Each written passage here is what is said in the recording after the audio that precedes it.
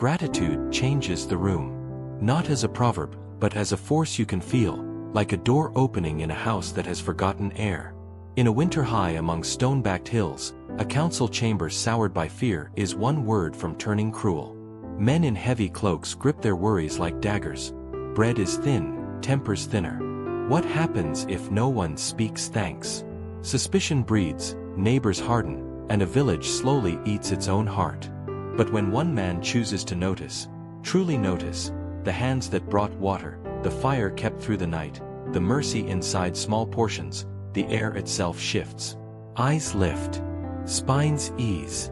Decisions sharpen. This is the story of how a single choice to honor what is good can bend a gathering toward wisdom, and why the habit of noticing, learned long ago by a boy, still saves rooms and futures today when it matters most.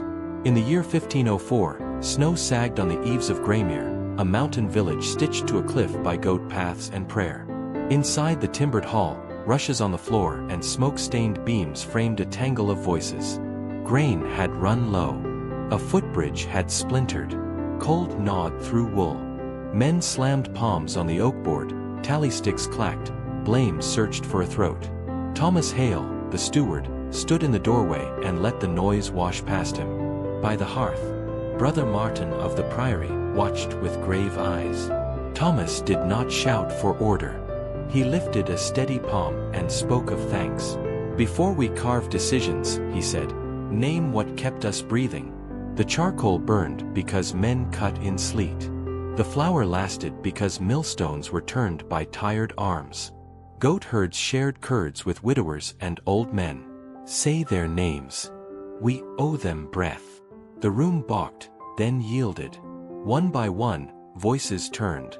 A wheelwright was thanked for lending axles, the night watch for keeping wolves from the fold, the cooper for sealing barrels so not a drop of brine was wasted. With each thanks, shoulders lowered. The hall grew warmer without more wood. Only then did Thomas speak of rations, of mending the bridge stone by stone, of sending 2 lads with sleds to the priory granary.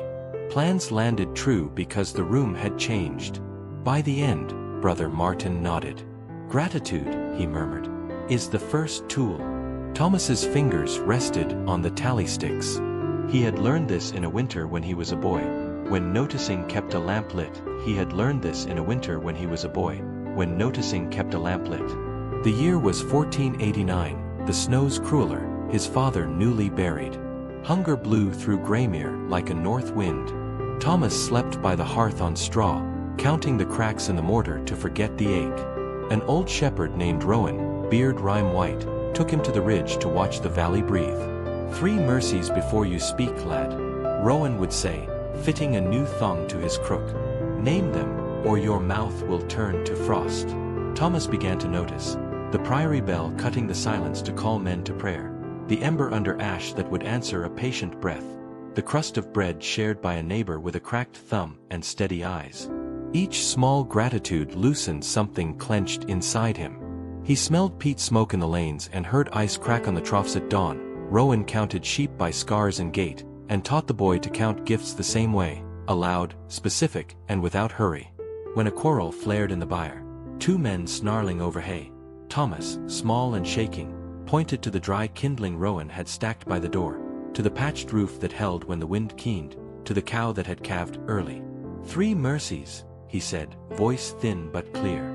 A pause entered the room. Shoulders sank. The fight folded itself away. Hands lowered. The hay lay quiet. One man muttered an apology and fetched water for the other. Rowan said nothing, only nodded once, as if a gate had swung on oiled hinges. Rowan clapped his shoulder. You've turned a room, boy. Remember the way. Years later, standing steward in the same hard hills, Thomas remembered. In the hall he named mercies until the air steadied.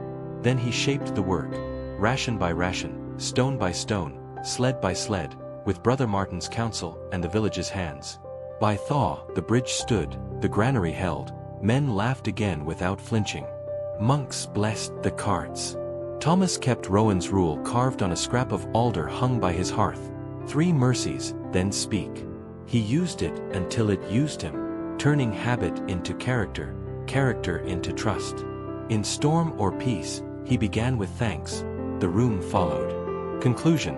From this story we learn that gratitude changes the room, and that the habit of noticing, practiced first in small mercies, becomes the quiet strength that steers communities toward wisdom.